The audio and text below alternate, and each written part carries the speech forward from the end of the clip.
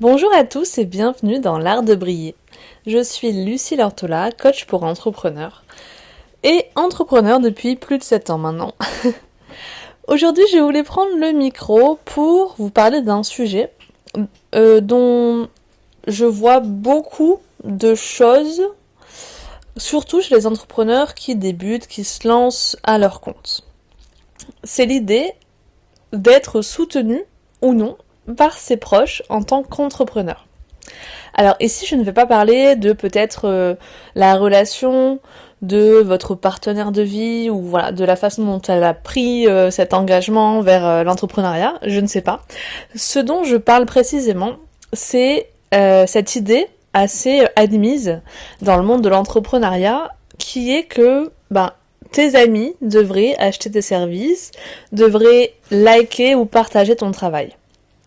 Et c'est vrai que souvent quand on se lance notamment, tu vas peut-être avoir tes photographes, tu auras l'idée que ta meilleure amie elle va passer sous ton objectif, tu vas lui offrir cette séance et du coup tu attendras après pendant des mois, des années que cette amie réserve une séance photo chez toi plus tard. Ou alors, voilà, tu as offert une consultation, tu as espéré que ensuite on en prenne une payante auprès d'un proche, d'un ami, etc. Ou alors même que ta maman, ton papa, ta soeur, ton frère partagent en story les publications que tu puisses mettre, like, commente, enfin te soutiennent de cette façon-là. C'est vrai que ça c'est quelque chose que je vois beaucoup et je vois même souvent des gens en fait se dire ça n'arrive pas et d'être déçus, voire de râler, de se plaindre de cette chose-là. Même ouvertement auprès de toute leur audience. Donc voilà aujourd'hui 3 choses que je peux vous dire par rapport à cette idée-là de soutien par ses proches quand on est entrepreneur, de n'importe quelle façon que ce soit. La première, c'est ce que j'ai réalisé moi au bout de 7 ans d'entrepreneuriat, c'est que faire parler de toi ne viendra jamais des autres. Ça fait maintenant donc du coup 7 ans que je suis à mon compte, j'ai fait plusieurs métiers différents. Mais je peux vous dire aujourd'hui que ma maman n'a jamais partagé une de mes publications liées à mon business. Ma sœur n'a jamais liké ne serait-ce un de mes posts sur Instagram. Ma meilleure amie ne m'a jamais recommandé à quiconque et elle ne me suit même pas sur Instagram sur mon compte business. Ça veut pas dire que ces gens-là ne tiennent pas à vous. Souvent, c'est juste qu'ils vivent sur une autre planète professionnelle. Une planète, souvent liée au salariat, donc qui est complètement différente et ils ne comprennent pas forcément ce qu'on fait, ils ne comprennent pas le sens et le fait que liker, commenter, partager, c'est une forme de soutien et un moyen de se développer aussi et de gagner plus d'argent. Ces personnes-là vont souvent apprécier peut-être recevoir des choses gratuites de votre part parce que vous avez votre entreprise aujourd'hui, mais c'est pas parce que vous avez une entreprise qui vont forcément passer par vous et penser à vous au moment de faire, par exemple vous faites des massages, au moment d'aller réserver un massage, ils penseront pas forcément à vous. Si vous faites des séances photo, au moment de réserver une séance photo, ils penseront pas forcément à vous.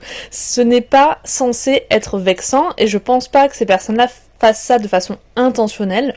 Ça ne veut rien dire de la valeur de votre travail, mais c'est juste que c'est un autre monde pour eux. Et ils se rendent pas compte en fait de ce que c'est que développer une entreprise, de ce besoin. Et donc si vous ne le dites pas ouvertement, sous la forme de reproche, parce qu'en général quand on reproche quelque chose à quelqu'un, ça ne fait pas du tout changer d'avis ou réfléchir, ça le braque. Donc si vous ne dites pas voilà, j'ai besoin que tu partages, j'ai besoin que tu likes, etc.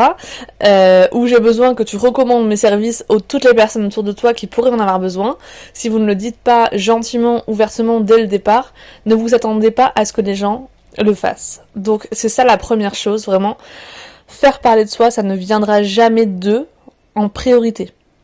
La deuxième chose, qui est du coup totalement complémentaire, c'est que vous êtes la seule personne à même de valoriser votre travail.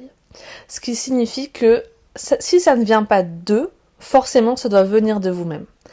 Et souvent, c'est ici que ça pêche un petit peu aussi. Tous les entrepreneurs que je connais ont ce problème-là d'avoir du mal à se présenter à des inconnus, à parler d'eux en public, à parler de leur activité et à parler régulièrement de leurs offres notamment. Donc, c'est à vous en fait de prendre cette confiance dans ce que vous proposez. Souvent, je vois une seule façon de parler de son offre sur les réseaux, c'est de dire je propose des massages, ça coûte 70€, ça dure 1 heure, c'est à tel endroit, fin de l'histoire. C'est à vous en fait de réfléchir à d'autres manières de parler de vos offres. Peut-être que vous allez pouvoir parler de la transformation que vous faites vivre à vos clients, de pourquoi est-ce que vos clients sont venus vous consulter, comment est-ce qu'ils sont ressortis, de qu'est-ce que vous aimez le plus dans votre métier. C'est autant de façons de parler aussi de vous. Et n'hésitez pas à parler, si vous faites des créations, de leur histoire, de votre histoire personnelle aussi, qu'est-ce qui vous a amené à entreprendre, peu importe le métier que vous faites, des bénéfices de ce que vous faites. Il n'y a vraiment pas une seule façon de parler de vous, mais par contre, vous devez parler plus souvent de vous, vous montrer que vous aimez ce que vous faites, parce que c'est ça vraiment qui va changer la donne et vous aider à développer votre business. Et c'est d'autant plus important que le soutien de vos entreprises. C'est beaucoup plus important que le soutien que peut avoir votre famille envers vous. Et donc si vous reprochez aux gens de ne pas parler assez de vous, de ne pas vous faire connaître assez, reprochez-vous-le souvent à vous-même aussi, parce qu'en général, vous êtes les pires personnes pour parler de ce que vous faites, de comment vous le faites bien. Alors, un petit exercice très simple, réfléchissez simplement à pourquoi. C'est quoi votre différenciation? Pourquoi est-ce qu'on passerait par vous plutôt que par quelqu'un d'autre qui fait la même chose? Ça peut être votre personnalité, parce que je suis douce, parce que j'ai de l'humour, parce que je suis simple, parce que je suis naturelle, authentique, j'en sais rien. Peut-être que ça peut passer par votre expertise, vous avez peut-être de l'expérience dans ce que vous faites, vous avez peut-être gagné des concours, vous avez peut-être décroché des diplômes, fait des nouvelles formations. Ça, il faut en parler, c'est autant de façons de renforcer la confiance dans ce que vous faites. Et ensuite, oser parler de soi, c'est aussi oser aller décrocher des partenariats. Moi, en ce moment, j'ai envie de faire connaître le podcast. Qu'est-ce que je fais? Je vais démarcher des personnes qui ont souvent beaucoup plus de visibilité que moi, d'abonnés, de clients que moi, et je leur propose d'intégrer le podcast, etc. Parce que je sais que c'est ça qui va me permettre de faire parler de moi au-delà de juste moi-même, et j'attends plus ça de mes proches aujourd'hui parce que je sais que ça ne viendra pas d'eux, et s'il y a bien quelqu'un sur cette terre qui doit essayer m'aider à me faire connaître, c'est d'abord moi-même. Donc ça, j'aimerais que ça s'intègre en vous, ça doit commencer par vous, vraiment. Et le troisième, c'était aussi ça, et comment vous dire ça? Le jour où vous serez sûr à 100% de la valeur de ce que vous proposez, là, les gens commenceront à vous soutenir beaucoup plus, vos proches commenceront à parler de vous, etc. Je pense qu'il y a une grande partie d'énergétique dans cette idée-là. Si vous-même, vous hésitez, si vous-même, vous n'êtes pas totalement sûr de votre valeur, alors, vous dégagez cette énergie de « je suis pas sûre », pourquoi est-ce qu'on me choisirait moi? Et vous avez du mal à vous mettre en valeur, donc les gens vous renvoient automatiquement ça. C'est de la physique, simplement. Donc, soyez fiers du courage que vous avez eu d'oser. Soyez fiers de ce que vous proposez, de votre travail. Vous changez la vie des autres, vous réalisez vos rêves actuellement, vous avez fait le choix que beaucoup de personnes n'ont pas osé faire. Donc n'ayez jamais honte vraiment de parler de ce que vous faites, de vous mettre en valeur, et affichez plus souvent vous-même en fait, vous-même, ce que vous faites, votre motivation, votre passion, parce que vraiment, ça va vous aider vous-même à prendre conscience et confiance dans votre valeur, et ça va renvoyer aux autres. Vous allez voir que naturellement, quand vous vous sentirez vous-même beaucoup plus légitime dans ce que vous proposez, vous allez voir que d'autres personnes vont commencer à vous voir comme un expert aussi, et à vous voir comme quelqu'un dont les services, les produits ont de la valeur. Et c'est à ce moment-là, quand vous aurez pris confiance en vous, que peut-être que vos proches vont commencer à acheter chez vous, vont vous recommander, etc.